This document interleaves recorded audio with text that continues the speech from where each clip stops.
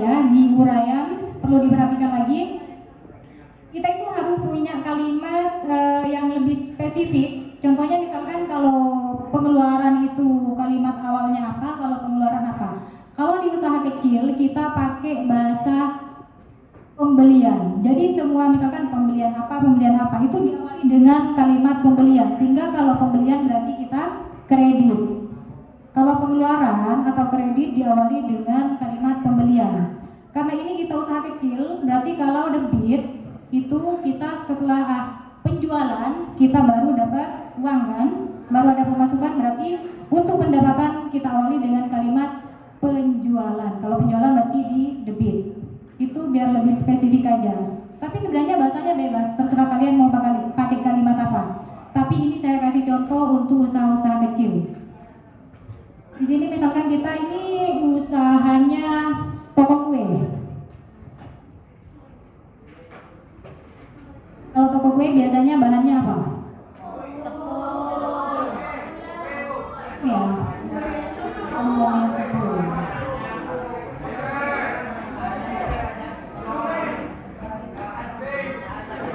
Oke, di sini sudah ada pembelian tepung, kita copy dulu.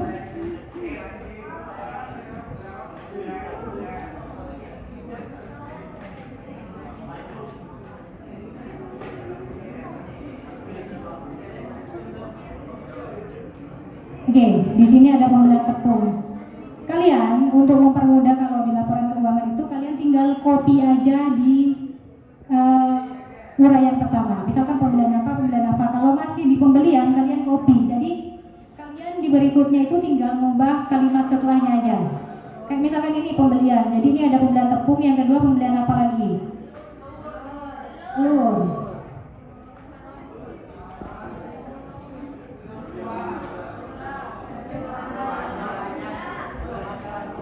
Yang apa lagi?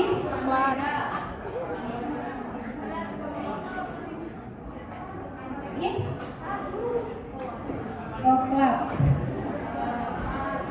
Keju. Baking. Keju, susu.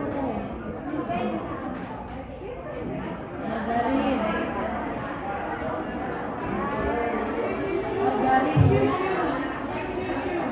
Apa lagi? Baking Terakhir. soda. Baking soda. Tulisannya itu baking soda. Oke, segitu aja dulu. Kita pembelian tepung biasanya berapa? Kita ini bukan toko kue yang kecil karena dengan modal yang lumayan 5 juta. Berarti kita ambil aja tepungnya, pembeliannya 2 juta.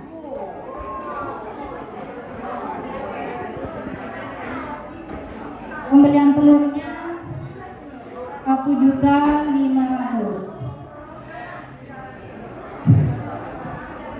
Terus untuk pembelian gulanya berapa? 1 juta. Pembelian mentega berapa? 200.000. Habis, kita tambahkan lagi di meja.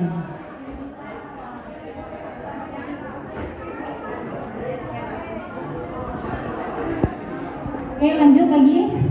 Pembelian coklat 500.000. 500 berapa?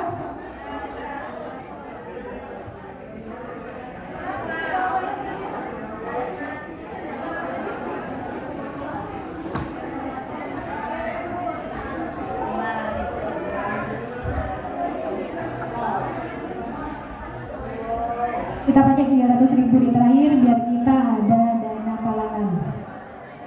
Yang belakang bisa diam dulu ya, jangan ngomong. Karena kita sudah mengeluarkan untuk bahan, kemudian kita pasti melakukan produksi atau bikin produknya. Nah, setelah kita bikin produk, pastinya ada yang namanya penjualan. Kita di sini penjualannya bentar. Penjualan pertama sebanyak berapa piece? Penjualan 120.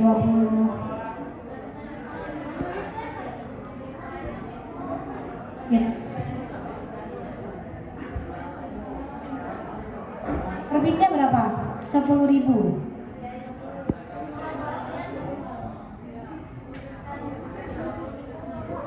Oke, di sini di hari pertama, ini nanti kalian ya, saya kasih tahu juga fungsinya keterangan di sini apa biar tidak kosong. Kalian misalkan ini mau ada keterangan kalian penjualan di minggu pertama, minggu kedua, minggu ketiga, kalian kasih di keterangan. Nah, di keterangan misalkan minggu pertama. Nih, jadi fungsinya keterangan di sini ini untuk hal-hal yang lebih spesifik biar kalian nggak kebingungan. Jadi minggu pertama ketemu, minggu kedua ketemu, ketiga ketemu dan seterusnya.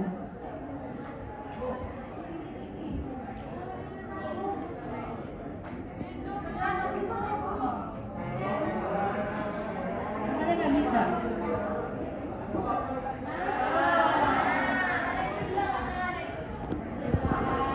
Minggu pertama.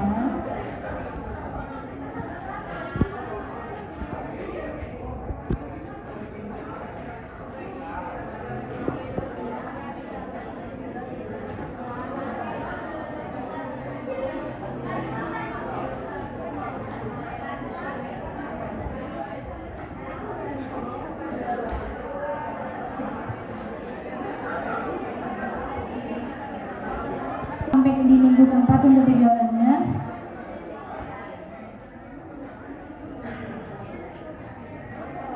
Kita tinggal mengubah banyaknya penjualan.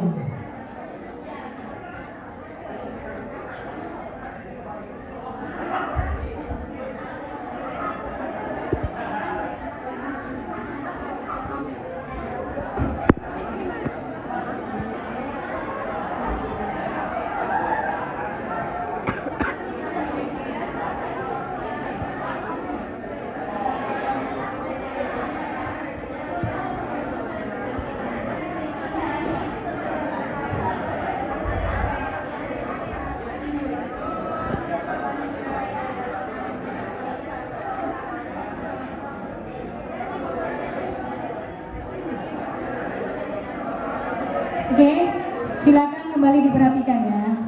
Yang belakang udah dulu ramainya.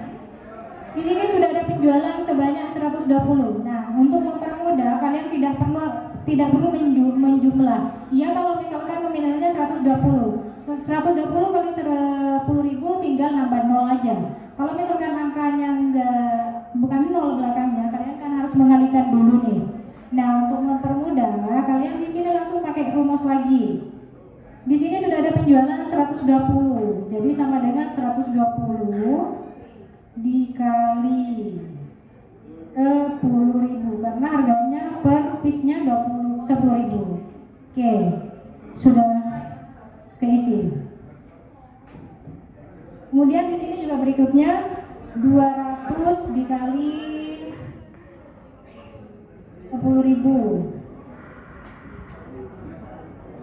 Tapi di sini kalau di debit sama kredit itu rumusnya nggak bisa ditarik, nggak bisa otomatis. Kenapa? Karena kita harus mengisi manual satu-satu.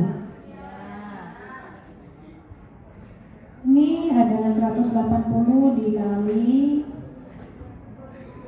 10.000 lagi. Dan setiap rumus pasti harus diawali dengan sama dengan karena kalau tidak diawali dengan sama dengan tidak akan jadi rumus.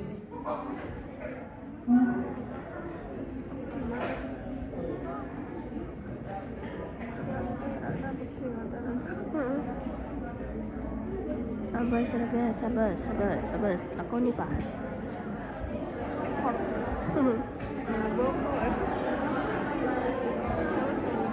Oh iya, benar.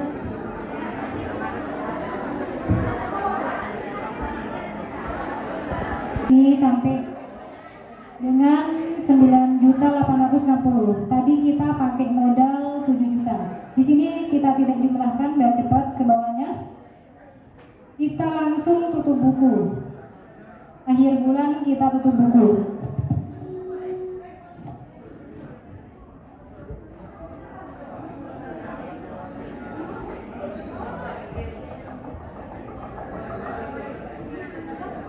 Kita sudah tutup buku dengan total penjualan 9.860. Di belakang bisa melihat, coba yang di pojok itu yang total penjualan 9.860. Kemudian gimana cara mengetahui laba bersihnya? Ya, karena ini masih laba kotor atau total penjualan. Tadi kita berapa modalnya?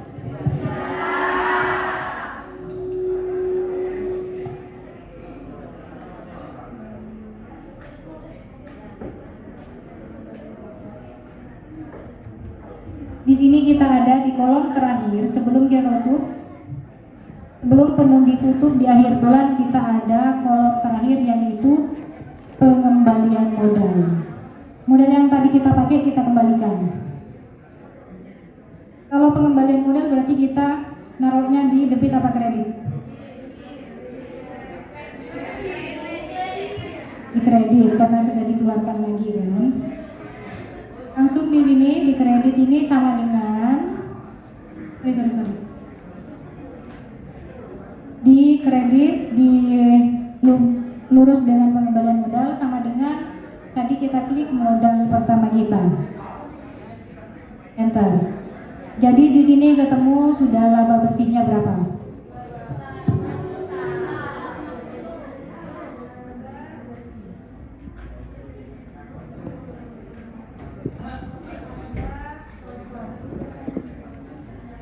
Tak guna. Emang ada belum? Edi. Di sini aku sudah ketuan ya, sudah terlihat laba kotornya berapa, laba bersihnya berapa. Kemudian ini selesai di bulan pertama, kita masuk ke bulan kedua. Nah, kita memulai lagi di bulan kedua pasti ada yang namanya modal awal lagi. Modal awal di bulan kedua ini kita ambil dari total akhir di bulan pertama. Ini harus sama. Bukan laba bersih, tapi total penjualan. Masih laba kotor atau total penjualan itu kita kembalikan lagi, kita masukkan lagi di bulan kedua sebagai modal awal. Jadi di sini di total sama dengan kita masuk ke bulan pertama, kita klik laba kotor, kita enter. Di sini harus sama.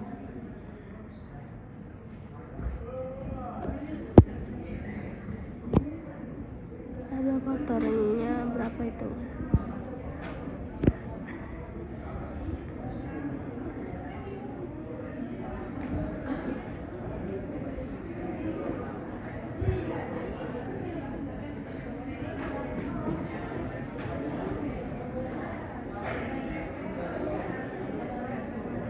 Oke, silakan diperhatikan kembali. Kita sudah masuk ke bulan kedua. Nah, jadi di bulan kedua ini modal awalnya itu harus sama dengan total akhir di bulan pertama. Kalau nggak sama berarti ada kesalahan. Terus seperti biasa di bawahnya langsung kita bikin rumus lagi.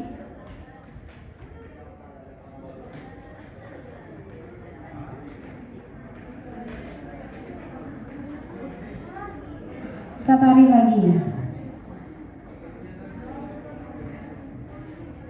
Dan supaya kita tidak lama, kita tidak perlu mengisi, anggap saja bahwa ini adalah saldo akhir lagi di bulan kedua. Saldo akhir di bulan kedua ini juga harus sama dengan saldo awal di bulan ketiga. Karena dari bulan pertama sampai bulan terakhir itu harus berkesinambungan. Kalau tidak sama berarti ada kesalahan.